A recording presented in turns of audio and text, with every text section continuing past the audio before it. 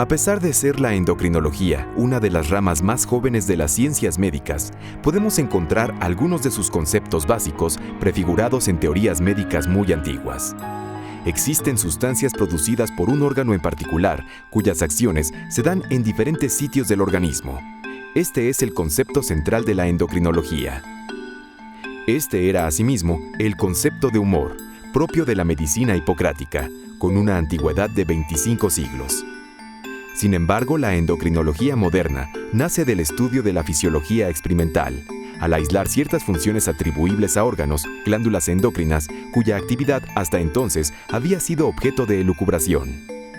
Claude Bernard, a mediados del siglo XIX, crea el concepto de glándulas de secreción interna y el método de estudio aplicable al análisis pormenorizado de sus funciones. Lo continúan los trabajos sobre rejuvenecimiento de Brown-Séquard en los 70s. La definición de hormona por Bayliss y Starling, 1905.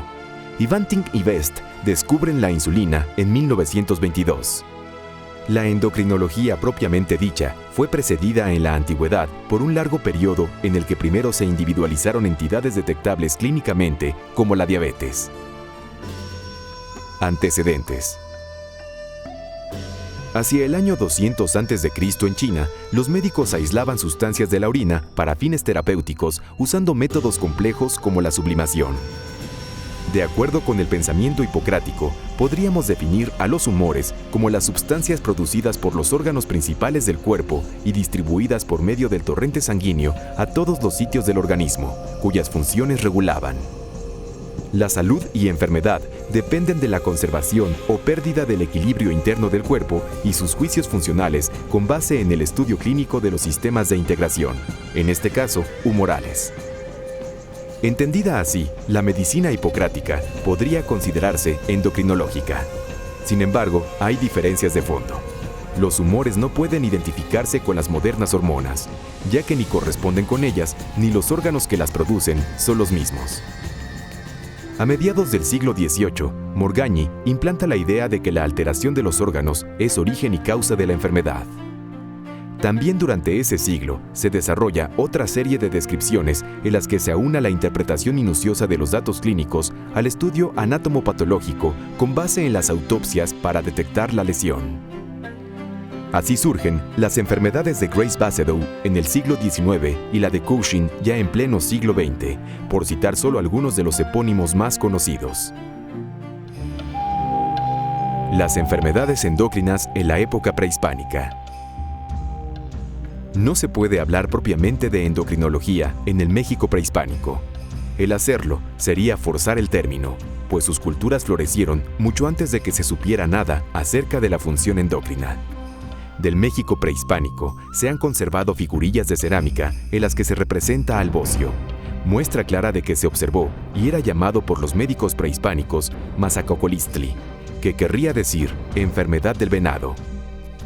En náhuatl, papera se decía Quechpocualitztli, literalmente hinchazón en el cuello, y se distinguía de la Mazaquechpocualistli, término traducido en los vocabularios del siglo XVI como papera de animales.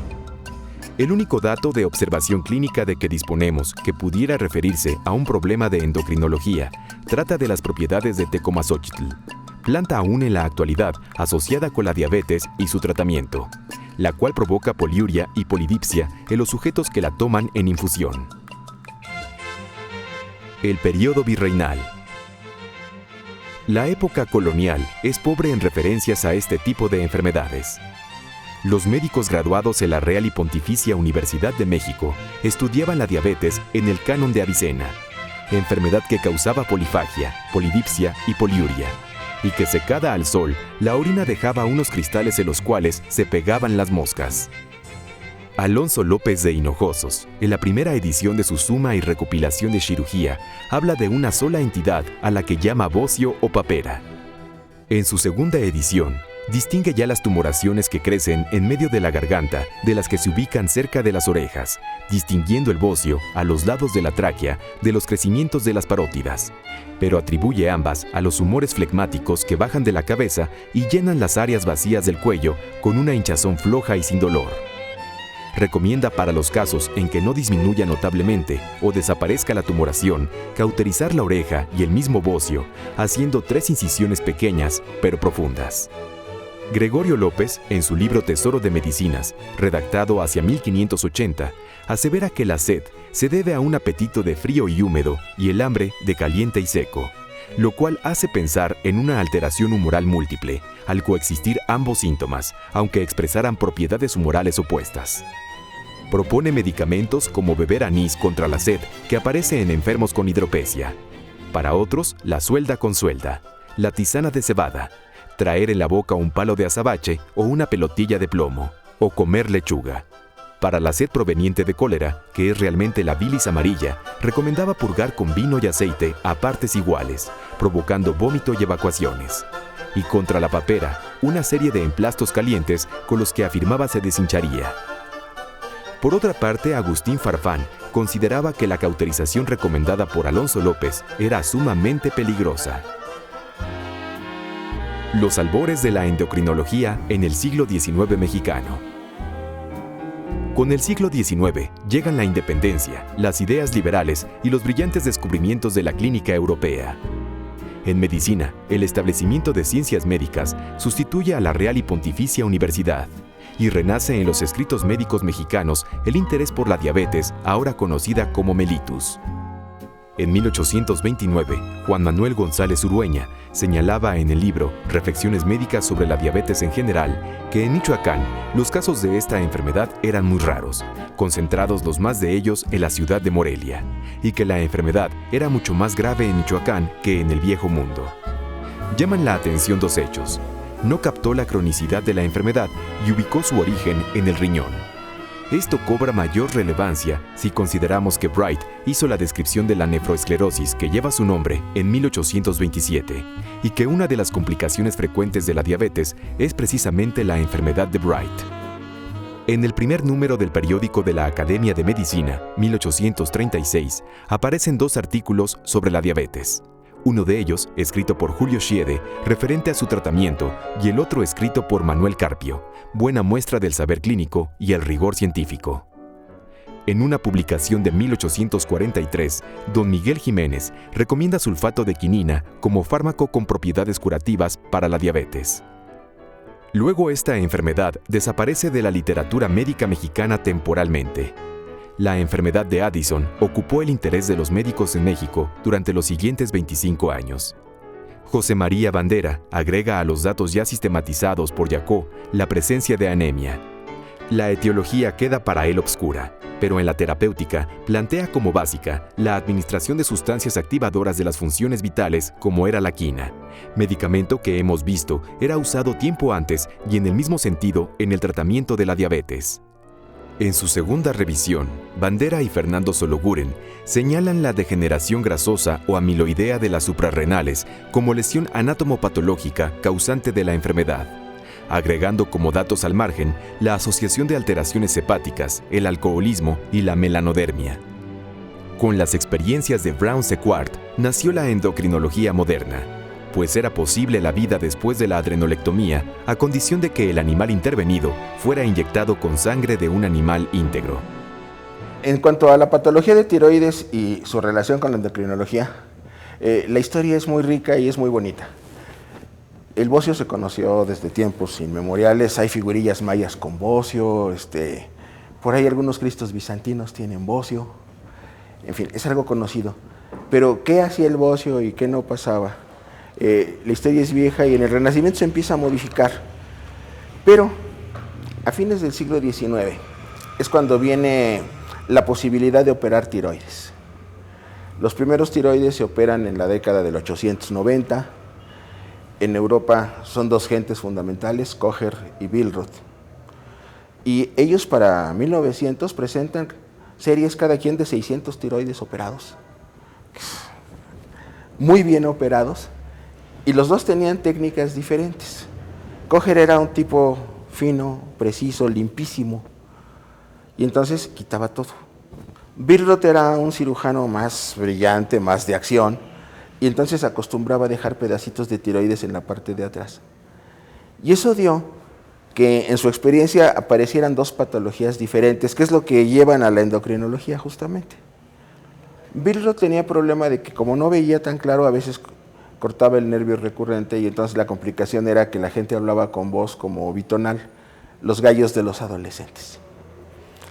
Y Kocher, que quitaba todo con todo detalle, no dejaba un pedacito de tiroide y entonces las gentes que operaba desarrollaban carencia de las sustancias que producía el tiroides y que nadie sabía que las producía. Y entonces empieza a tener lo que se llama mixedema postoperatorio. ¿Qué es esto? A la gente a la que tiene el tiroides empieza a hacerse lento, se queda dormida, engordan, se hinchan y se empieza a plantear, bueno, si quitamos tiroides y antes no tenían esto, seguramente es en razón de que se quitó el tiroides. En enfermos que antes eran acelerados, que tenían los exaltones, los hipertiroidismos bien conocidos, pasaban al otro grado. Y entonces, ¿qué hacer? Los dos cirujanos plantean la situación. Por esos años en México se empiezan a operar los primeros tiroides con mucha precaución. Toussaint empieza a intentarlo, pero finalmente después Alfonso Ortiz el primero que tiene ya una acción directa. Pero volviendo a Europa, entonces ¿qué les damos? Vamos a darles extractos de tiroides. Y al dar extractos de tiroides empezaban a componer las gentes. Pero por otro lado, lo primero que se plantea es los cirujanos tengan mucho cuidado y siempre dejen un poquito. Alfonso Ortiz plantea el problema del hipotiroidismo postoperatorio, al que llama cretinismo, y se refiere a las inyecciones de jugo tiroideo como método descretinizador, señalando las posibilidades, remotas por cierto, del injerto tiroideo. A finales del siglo XIX, renace el interés sobre la diabetes, el que se ve reforzado por un aumento importante en la experiencia clínica y los estudios de Claude Bernard sobre el origen cerebral de ciertos casos de diabetes, así como las posibilidades de cuantificar la glucosa en la orina del diabético. Hecho importante, pues de ello se derivó la diferenciación entre la diabetes mellitus, cuyo origen colocaba Bernard en el hígado, y la diabetes insípida. La endocrinología mexicana en el siglo XX. A principios de los años 20, el interés por la glucosuria se desplaza a la glicemia. Se inyecta experimentalmente azúcar en la sangre. Se mide la glucemia normal media de los habitantes de la Ciudad de México. Se valora la hiperglucemia y la acidosis en el preoperatorio de pacientes diabéticos. Pronto surge el primer tratamiento etiológico para la diabetes al ser descubierta y aislada la insulina, hormona producida por el páncreas, que es la responsable del paso de la glucosa desde el torrente sanguíneo a los tejidos y órganos. En 1926, Mario Quiñones publica un artículo sobre la insulina en el tratamiento de la diabetes, tema también abordado en ese mismo tiempo por Carlos Viesca Lobatón. Pronto Francisco de P. Miranda publicó otro artículo sobre las indicaciones de la insulina en dichos tratamientos. Con Francisco de P. Miranda, médico en el más alto sentido de la palabra, entramos de lleno a la práctica en México de la endocrinología en su acepción actual. A partir de los años 30, su atención se centró en la nutrición del mexicano y de las posibilidades de mejorarla. Se reconoce entonces la importancia del laboratorio, elemento novedoso entonces como complemento de la clínica. El cálculo de calorías en las dietas de los diabéticos. Surgen tratamientos hormonales en las afecciones ginecológicas y se invalida el concepto de diendorinia, el que una glándula pudiera variar de hipo a hiperfuncionamiento o viceversa. Eliseo Ramírez en 1920 descubrió la foliculina y la luteína en el ovario y el efecto de las hormonas en el ciclo estral.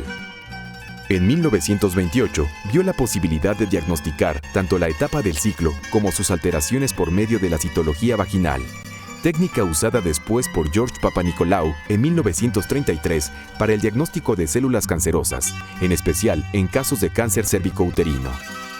Anastasio Vergara empezó en 1924 sus estudios sobre lo que denominó neurocrinia hipofisiaria, que culminan con las primeras hipofisectomías realizadas en México, casi simultáneamente con las de Harvey Cushing. El maestro Subirán nació en un pueblito de Chihuahua en 1898. Se vino con su familia a México cuando era muy pequeño. Estudió en la Escuela Nacional Preparatoria de San Ildefonso y hizo sus estudios en la Facultad de Medicina de la Universidad Nacional de México. Entonces todavía no era autónoma. Inmediatamente después de que sale de la universidad, tiene la oportunidad de irse a Harvard, en Boston.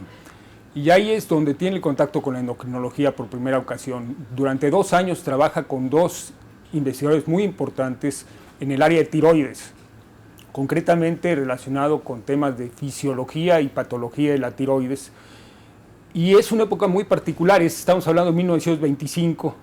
En esa época, unos años antes, se había logrado aislar por primera ocasión la insulina para uso en humanos. Entonces el doctor está ahí en un momento crucial de la historia de la endocrinología y es el primero que trae la insulina a México y es el primero en aplicar la insulina en pacientes mexicanos. A su regreso, con esa formación que ya tenía el maestro Subirán, que fue un brillante alumno, llega aquí, se incorpora a sus actividades académicas y también a lo que sería la Secretaría de Asistencia Pública o el Departamento de Asistencia Pública, que hoy sería la Secretaría de Salubridad, donde cumple muchas funciones, llegando a ser el representante de la misma en algún momento. Pero ya en 1940 él ya es jefe de un departamento del Hospital General de México. En el Hospital General de México había pabellones, le dan a él el pabellón número 9, donde él es el jefe del mismo. Y en 1946 ese pabellón dentro de un hospital se convierte en un hospital, el Hospital de la Nutrición. Y en el Hospital de la Nutrición empieza a ser el tipo de medicina moderna que él vio o vislumbraba desde entonces, en donde se diera un perfil académico de investigación y con mucho respeto hacia el paciente. En 1935 se inició la publicación de la revista Endocrinología, con el propósito de difundir los avances en esta especialidad. En esta época destaca el tratamiento quirúrgico de los bocios de Darío Fernández y su libro El bocio en México, publicado en 1933.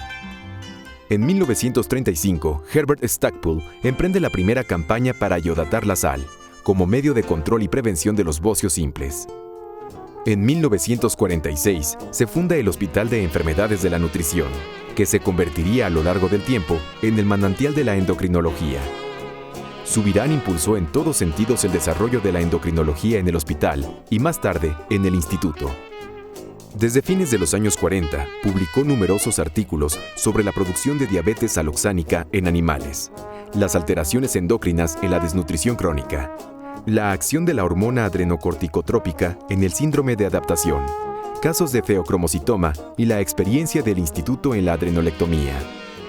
Después, Carlos Gual, José Antonio García Reyes y Jorge Maesterrena encabezaron el laboratorio de hormonas y las clínicas de diabetes y tiroides, respectivamente. El Departamento de Endocrinología y Metabolismo participó activamente en la Encuesta Nacional de 1962 para determinar la prevalencia de la diabetes en la población mexicana y ha sido desde su fundación pieza clave en la enseñanza de esta especialidad. Además de las clínicas señaladas en respuesta a la apertura de áreas de conocimiento y necesidades epidemiológicas, en 1959 se fundó la Clínica de Obesidad. En 1964 le siguió el Departamento de Biología de la Reproducción, el cual nació como una clínica de planificación familiar a cargo de Carlos Gual. Nace el control natal y la planificación familiar. En 1942, Russell E. Marker aisló hormonas sexuales a partir de la diosgenina, extraídas del barbasco mexicano. Entre 1950 y 1952, Rosenkrantz y Gerazzi las aislaron y sintetizaron también en México, y con ello hicieron posible la píldora anticonceptiva. Las campañas de planificación familiar tomaron fuerza a mediados de los años 70, cuando se hizo conciencia del riesgo de la explosión demográfica. Los años 70 fueron testigo de la colaboración entre el Instituto Nacional de la Nutrición, Salvador Subirán, con Gregorio Pérez Palacios y Egon Dix-Falussy, de instancias internacionales en el desarrollo de la píldora anticonceptiva. En 1986 se incluyó la planificación familiar en la atención primaria de la salud, con campañas enfocadas a las adolescentes, la población rural y los varones. Estos últimos mediante la vasectomía sin bisturí. Gregorio Pérez Palacios estuvo a cargo de este programa, al que se le dio un fuerte impulso al hacer disponibles un anticonceptivo inyectable de dosificación mensual, el Ciclofen.